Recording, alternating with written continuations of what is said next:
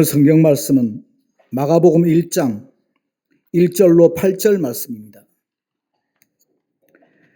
하나님의 아들 예수 그리스도의 복음의 시작이라. 선지자 이사야의 글에 보라 내가 내 사자를 내 앞에 보내노니 그가 내 길을 준비하리라.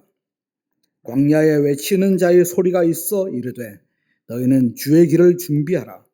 그의 오실 길을 곧게 하라. 기록된 것과 같이 세례 요한이 광야에 이르러 죄의 사함을 받게 하는 회개의 세례를 전파하니 온 유대 지방과 예루살렘 사람이 다 나아가 자기 죄를 자복하고 요단강에서 그에게 세례를 받더라. 요한은 낙타털 옷을 입고 허리에 가죽띠를 띠고 메뚜기와 석청을 먹더라. 그가 전파하여 이르되 나보다 능력 많으신 이가 내 뒤에 오시나니 나는 굽혀 그의 신발끈을 풀기도 감당하지 못하겠노라. 나는 너희에게 물로 세례를 베풀었거니와 그는 너희에게 성령으로 세례를 베푸시리라. 아멘.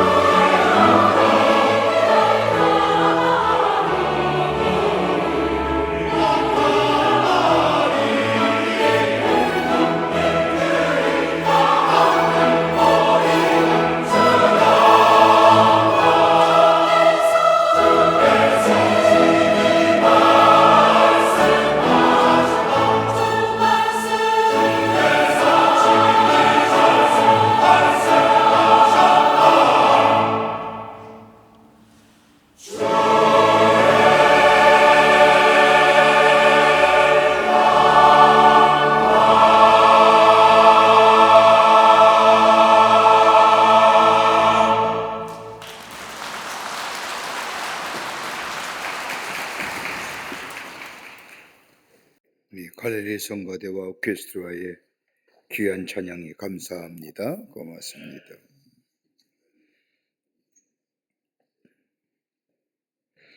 운동장에서 육상 경기하는 선수들의 모습을 보면 경기하기 전에 꼭 하는 것이 하나 있습니다. 몸을 풉니다. 그리고 경기에 임하면 깊은 호흡과 더불어 긴장된 모습으로 출발선 앞에 엎드려 총성이 울리기만을 기다립니다. 그리고 총성이 울리면 쏜살같이 목표를 향하여 달려나갑니다. 근데 달려나가기 전에 들어야 할 소리 하나가 있습니다. 준비라는 소리입니다. 레디라고 하는 소리입니다.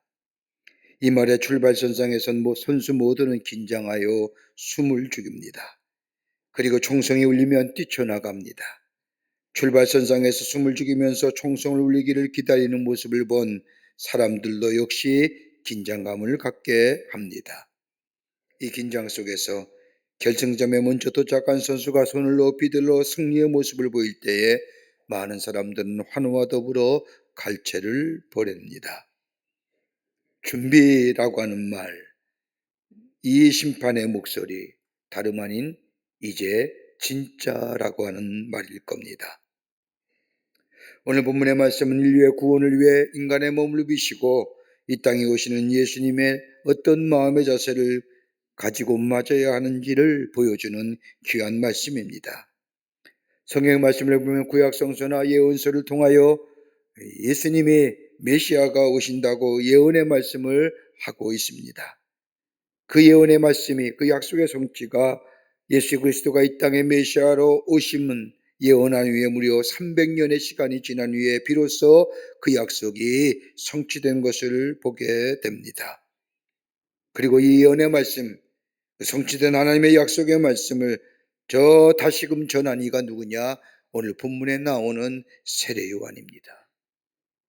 오늘 본문의 말씀은 예수님보다 먼저 앞서 이 땅에 와서 예수의 오심을 전하였던 세례 요한, 메뚜기와 석청을 먹으면서 광야에서 주의 길을 예비하라고 외쳤던 세례 요한, 그가 얘기하는 어떤 사람이 메시아를 맞이할 수 있을까요? 어떤 사람이 전령 우리에게 약속의 성취자로 우리에게 구원자로 오시는 예수님을 맞이하여 내 안에 하나님이 주시는 평강과 위로와 기쁨이 넘쳐나는 샬롬의 축복을 누리는 사람으로 살아갈 수 있을까요? 우리는 대강절을 보내고 있습니다. 대강절은 예수의 오심을 가리키는 성탄절 4주 전부터 시작되는 가리켜서 대강절 또는 대림절이라고 말합니다. 대림절의 기원은 라틴어로 아멘드라고 이야기하는데 이 단어는 영어에 와서 어드벤트라고 해서 이르다 오다라고 하는 의미로 이 대강절의 뜻을 가지고 있습니다. 예수님이 곧 우리 가운데 오시는데 예수님이 땅에 오심을 어떤 마음의 자세로 준비하며 기다려야 할까요? 그리고 기쁨에 맞이하여 하나님이 주시는 약속의 성취와 더불어 주의 주신 샬롬의 축복을 누릴 수 있는 하나님의 사람은 어떤 사람일까요? 오늘 본문의 말씀을 통해서 함께 말씀을 나누며 은혜 받기를 원합니다.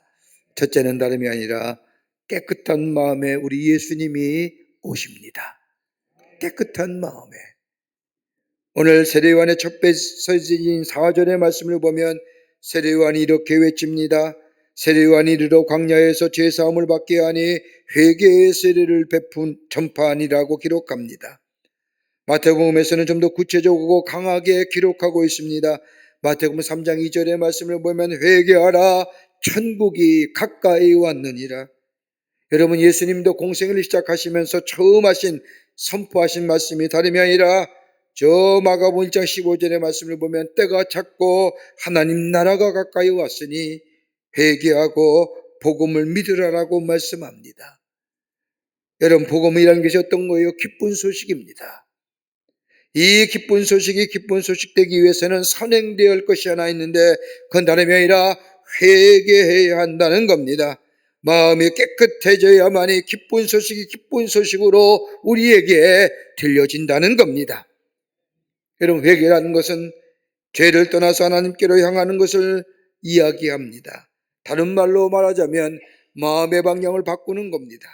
세상을 향하여 가던 우리의 마음이 하나님께로 향하는 마음을 가리켜서 회개라고 얘기합니다. 그런데 구약 성서의 말씀을 보면 회개를 나타내는 단어가 두 개 나옵니다. 대표적으로 하나는 뭐냐? 모세경에서 회개란 단어는 아샴이란 단어로 쓰여집니다. 이 단어의 뜻은 죄를 깨닫는다는 뜻입니다. 잘못을 통분히 여기고 뉘우친다는 말입니다. 특별히 하나님 앞에 제물을 가지고 나아가 제사를 드릴 때에 죄를 통렬하게 느끼며 하나님 앞에 회개한다는 의미로 아샴이란 단어입니다. 그러나 또 하나의 단어가 있다면 저 선지서서나 예언서에 나오는 슈브라고 하는 단어입니다. 이 단어의 뜻은 돌이킨다는 뜻입니다. 이 말의 의미는 도덕적인 요구와 더불어 삶의 변화를 요구하는 말입니다. 내가 회개했다는 것은 말로만 죄를 깨닫는 것이 아니라 내 삶에 회개에 합당한 변화, 합당한 열매를 맺어야 한다는 겁니다. 이게 바로 슈브입니다. 그런데 이 회개라는 단어가 신약 성서에 와서는 메타노이라고 쓰입니다. 이 메타노이라고 하는 단어의 뜻은 다름이 아니라 본래는 군사적 용어인데 지금까지의 어떤 생활을 완전히 버리고 무조건 항복하여 새로운 주인, 새로운 주권을 영접하라는 겁니다. 내 마음과 내 생각이, 내 모든 것이 새로운 주인, 새로운 주권하게 있다는 것을 고백하는 것이 바로 회개라는 겁니다. 세례 요한이 처음으로 외쳤던 회개하라 천국이 가까이 왔느니라고 하는 말은 단순히 죄로부터 마음을 돌이켜 하나님으로 향하는 정도가 아니라 좀 더 적극적으로 복음을 영접하되 지난날의 모든 것으로부터 관계를 끊어버리고 저 세상을 향하여 치닫던 우리의 마음을 끊어버리고 우리의 마음의 방향을 받고 하나님께로 향하고 내게 주신 은혜를 영접하여 진노와 율법의 자리에서 사랑과 용서의 자리로 나오라는 겁니다. 이것이 바로 회개입니다. 이사야서 1장 16절과 17절의 말씀을 보면 회개에 대하여 좀 더 구체적으로 우리에게 설명합니다. 마음의 방향을 받고 하나님께로 향하여 저 사랑과 용서의 자리에 나와 하나님의 은혜를 받는 자의 모습이 어떤 자의 모습인가? 적어도 죄를 깨닫고 그리고 하나님께로 마음의 방향이 바뀐 사람은 적어도 이러한 삶의 모습의 열매가 맺어져야 된다는 겁니다. 1장 16절과 17절의 말씀을 보면 너희는 스스로 씻으며 스스로 깨끗하게 하며 내 목전에서 너희 악업을 버리며 악행을 그치고 선행을 배우며 공의를 구하며 학대받는 자를 도와주며 고아를 신원하며 과부를 위하여 변론하라는 겁니다. 좀 더 구체적으로 따져보면 깊은 뉘우침이 있어야 됩니다. 죄에 대해 깊은 뉘우침이 있을 뿐만 아니라 옛날 일로부터 벗어나야 합니다. 그리고 악행을 버리고 악행을 중단해야 됩니다. 여러분, 악과 악행을 중단하기 위해서는 선을 배워야 된다는 겁니다. 여러분, 선이 어딜까요? 도덕적인 윤리적인 것이 선일까요? 그건 인간의 잣대 아닙니까? 여러분, 선은 것은 다름이 아니라 저 창세기의 말씀을 보면 하나님의 세상을 창조하신 후에 저 세상의 모든 것을 창조하시고 창조하실 때마다 보시기에 좋았더라 보시기에 좋았더라 말씀하시고 마지막 인간을 창조하실 때는 보시기 심히 좋았더라. 여러분, 좋았더라는 것이 뭐예요? 터브라고 해서 이게 선이에요. 선거는 인간의 잣대와 인간의 도덕적과 윤리적인 관점으로 선을 얘기하는 것이 아니라 하나님이 보시기에 좋은 게 선이에요. 그러기 위해서는 그것을 배워야 하는 겁니다. 그것을 실천해야 된다는 겁니다. 단순히 악에서 떠나는 것으로 그치는 것이 아니라 선을 배우려고 선을 행하려는 의지적 결단과 더불어 하나님의 도우심을 바라야 합니다. 그리고 공의를 행하며 학대받는 자를 도와주며 가난한 가부와 저 고아를 신원하는 삶. 이게 바로 회개한 사람인 것입니다. 여러분, 우리가 무엇이 잘못되었는지 무엇이 죄인지 압니다. 내가 가지고 있는 지식과 내가 가지고 있는 경험과 내가 가진 가치관과 내 안에 있는 양심을 보면서 무엇이 잘못되었는지 뭐가 죄인지 압니다. 그래서 죄를 지을 때마다 절망하며 뉘우치기도 합니다. 그런데 문제는 뉘우치기도 잘하고 잘못을 깨닫기도 잘하지만 회개에 합당한 열매가 없다는 것이 현대인의 고민입니다. 가만 보세요. 회개한다고 하지요. 그런데 가만히 보면 죄에 대하여 합리화하지 않습니까? 회개한다고 하지만 내 죄를 생각하기보다는 다른 사람의 죄나 더 사회적인 여건이나 무슨 경제적인 여건을 통하여 내 죄과를 더하여 그것에 넘겨버립니다.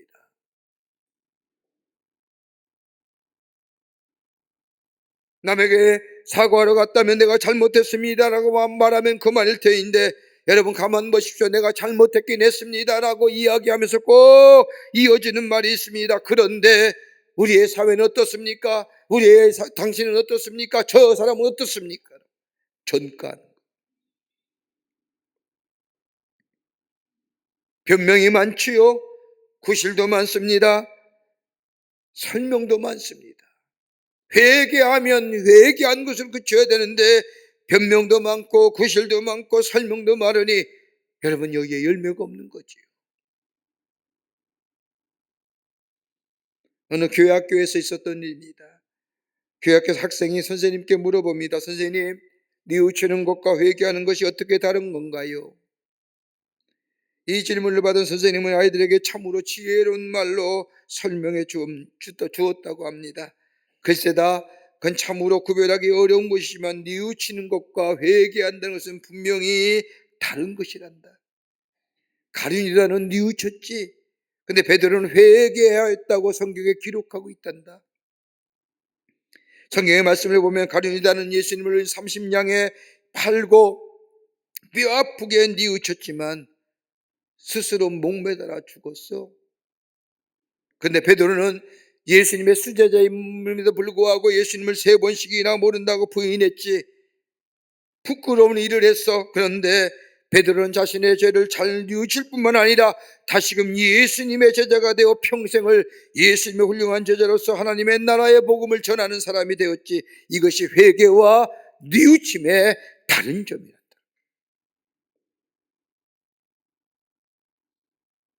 자신의 죄에 대하여 절망하고 좌절하는 것이 아니라 내가 이런 죄인이구나, 나 같은 사람은 구제불능이야 라고 절망하는 것이 아니라 내게 베푸시는 하나님의 은혜에 내 마음을 돌리고 그 은혜를 수용할 수 있고, 그리고 그 말씀에 따라 내 삶이 새롭게 변화된 내 삶에 내 행실에 새로운 변화가 있는 자, 이런 자가 저 바울이 고백한 것처럼 이전 것은 지나갔으니 보라 새 것이 되었더라고 선언할 수 있는 자요.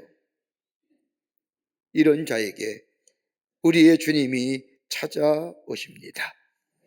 그리고 우리의 주신 약속하신 것처럼 함께 하실 뿐만 아니라 사랑과 은혜와 더불어 우리에게 화평의 삶으로 인도하여 주십니다. 그러게 예수의 오심을 기다리는 대강절은 아버지께로 돌아가는 계절입니다.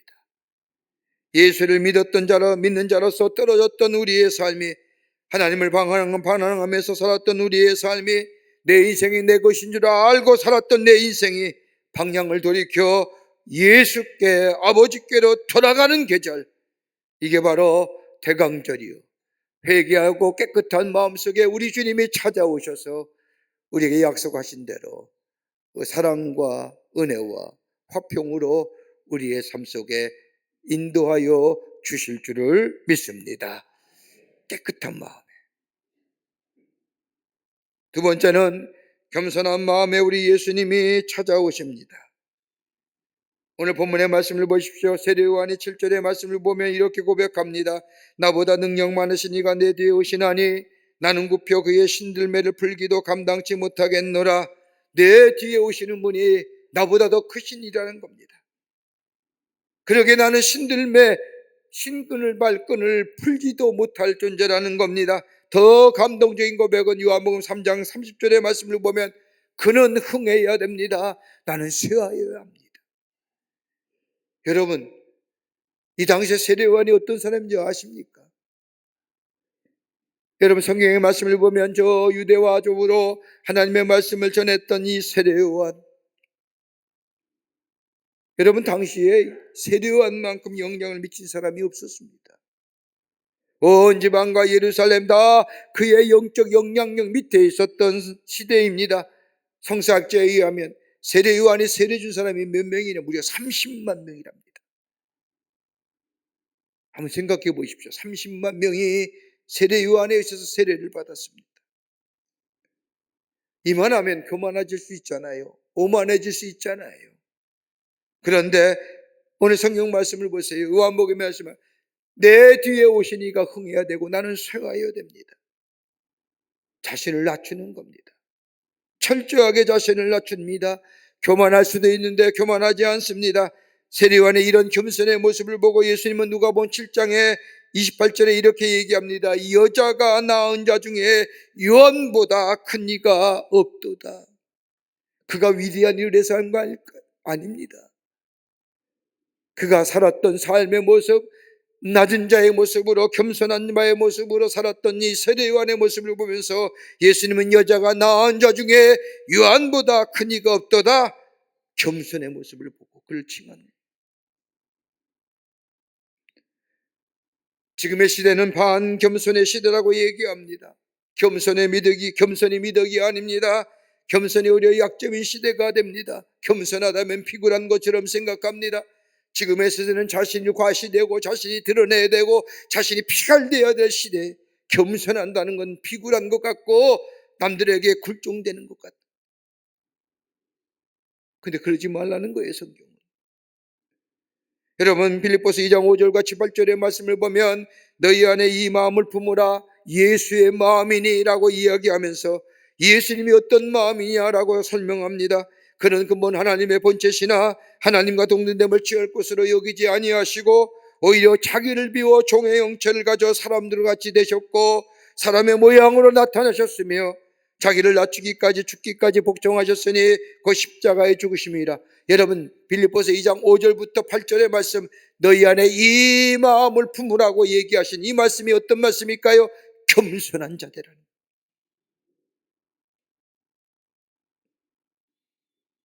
예수님 보세요. 자기를 비웠다고 말씀하세요. 자기를 비웠다는 게 뭘까요? 헬라어로 에케노세인데 emptied himself, 내 스스로 버린 거예요. 어떤 존재요? 하나님과 본체시나 하나님과 동등됨을 취할 것으로 여기지 아니하시고 하나님과 같은 분인데 그걸 비웠다는 거예요. 빼앗긴 게 아니라 스스로 버리셨다는 거예요. 포기했다는 거예요. 내 권리, 내 지식, 내 경험, 내 능력, 내 의견을 다 포기했다는 겁니다. 그게 날 비운 거예요. 자랑할 만해요. 내가 가진 지식이나 내가 가진 권리나 내가 가진 능력이나 내가 가진 경험이나 내가 가진 위치나 자랑할 만하고 다른 사람에게 드러날 만하지만은 그러나 내가 스스로를 낮추는 거예요. 비워버리는 거예요. 이 겸손의 모습이에요. 또 하나 예수님의 모습 속에서 이 마음을 품으라고 얘기하시면서 말씀하신 게 낮추라는 거예요. 낮추셨다는 거예요. 스스로 비우셨습니다. 더 나아가 낮추셨습니다. 낮췄다는 것은 헬라어로 말하면 에타 페이노스이라고 얘기하는데 비하시킨 겁니다. 종의 형체를 가져 사람들 같이 되셨다는 겁니다. 하나님과 본체시나 자기를 비우셨습니다. 비운 것으로 그치는 것이 아니라 종의 형체를 갖춰 사람들 같이 되셨다는 겁니다. 적극적인 행동입니다.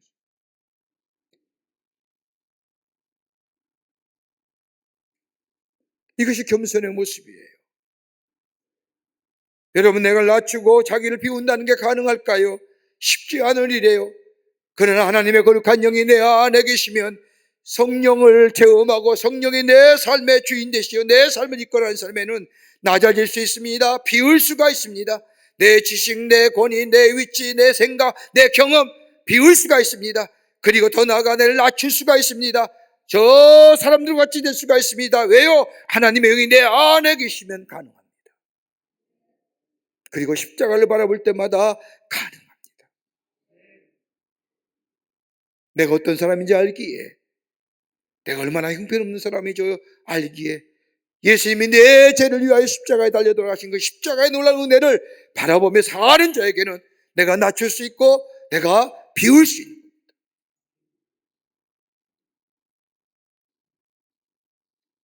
여러분, 예수님을 맞이하는 사람 어떤 사람입니까? 비우는 사람입니다. 여러분, 겸손한 사람에게는 원망과 시비가 없습니다. 겸손한 사람에게는 말씀 그대로 순종합니다. 마음이 열려져 있습니다. 여는 자에게 우리 주님이 찾아오셔서 하나님의 약속의 선물을 허락하실 뿐만 아니라 우리에게 사랑과 은혜와 임마누엘과 평강으로 우리의 삶을 인도하여 주십니다. 낮아져야 됩니다. 비워야 됩니다. 빈 것이 다른 것으로 채워진 것이 아니라 예수가 주시는 은혜로 내 안에 채워지는데, 그때 주님이 내 안에 오신, 주여 어서 오시옵소서 라고, 기쁘다 구주 오셨네라고 찬송하며 맞이하는 하나님 나라의 백성의 삶이 될 줄 믿습니다. 끝으로 오늘 성경 말씀을 보십시오. 하나님의 뜻을 받아들인 이에게 예수님이 찾아오십니다. 오늘 본문의 말씀을 보십시오. 세례 요한은 자신의 위치를 분명히 알았습니다. 자신이 하는 일이 무엇인지를 분명히 알았다는 겁니다. 마가복음 1장 3절의 말씀을 보면 광야에 외치는 자의 소리가 있어 가로되 너희는 주의 길을 예비하라, 그의 참경을 평탄케 하라고 얘기합니다. 그러면서 7절에 와서는 이렇게 세례 요한이 말합니다. 그가 전파하여 가로되 나보다 능력이 많으신 이가 내 뒤에 오시나니 라고 말합니다. 자신이 주의 길을 예비하는 자라는 겁니다. 다른 말로 바라보면 예수 그리스도의 길을 예비하는 자, 하나님의 도구로, 하나님의 뜻을 이루기 위한 도구로 사용되고 있다는 겁니다. 그러기에 이 1장 7절의 말씀을 저 세 번역의 성경을 보면 이렇게 설명합니다. 내 뒤에 오시는 분은 나보다 훨씬 훌륭합니다. 나는 그의 실방끈을 풀어주는 노예보다도 못합니다. 여러분, 정말 세례요가 그런 존재일까요? 여러분, 요한복음 3장 27절의 말씀을 보면 세례요한의 훌륭한 모습이 나와 있습니다. 여러분, 무려 30만 명의 세례요한에게 세례받은 사람입니다. 그런데 예수님이 오셔서 저 이적과 기적을 행하시자 세례요한을 따르던 수많은 사람들이 예수님을 쫓아갑니다. 섭섭하지 않았을까요? 수많은 사람이 자신을 따르며 세례요한을 선지자로 받았던 그때에 예수님이 저 세례요한에게 세례를 받으신 후에 저 갈릴리 호수와 더불어 하나님의 말씀을 전하며 이적과 기적을 행하자 수많은 사람들이, 세례요한을 따랐던 사람들이 예수님을 따라가는 거예요. 섭섭했겠지요. 그때 제자들이, 세례요한의 제자들이 와서 이 세례요한에게 묻습니다. 선생님, 섭섭하지 않습니까? 사람들이 다 예수님을 따라갑니다 라고 이야기하자 세례요한이 요한복음 3장 27절서부터 29절에 이렇게 말씀합니다. 만일 하늘에서 주신 바 아니면 사람이 아무것도 받을 수 없느니라. 무슨 말씀이에요? 하나님이 주시지 않으면 안 되는지. 나의 말한 바 나는 그리스도가 아니요 나는 예수의 약속의 성취자가 아니라는 겁니다. 저 예언자가 얘기했던 메시아도 아닙니다. 나는 저 약속의 성취자 되시는 예수님 앞에, 메시아 앞에 보내심을 받은 자요, 증거할 자는 너희니라. 신부를 취하는 자는 신랑이 서서 신랑의 음성을 듣는 친구가 크게 기뻐하나니 나는 이러한 기쁨에 충만한 자. 신랑이 더 기뻐하는 거예요. 나는 그저 기뻐할 뿐이요.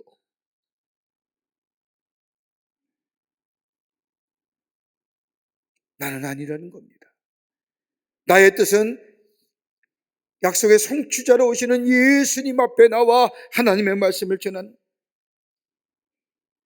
내 뜻이 먼저가 아닙니다. 하나님의 뜻이 먼저입니다. 내 평판이나 내 인기나 내 소원의 먼저가 아니라 하나님의 소원, 인류를 구원하시기 위한 당신의 아들 독생자 예수를 이 땅에 보내신 하나님의 뜻이 먼저라는 겁니다. 그러기에 뭐예요? 세례요한은 뭐예요? 저 헤롯의 딸 헤로디아의 춤솜씨에 반한 헤롯이 헤로디아에게 말하지 않습니까? 네 소원 다 얘기해봐라. 내가 주겠다. 다 주겠다. 땅이든 돈이든 재물이든. 그때 헤로디아가 뭐라 해요? 세례요한의 목 달라고요. 그래서 헤롯이 뭐예요? 세례를 잡아다가 목을 쳐서 쟁반에 올려놓고 헤로디아에 선물로 주죠.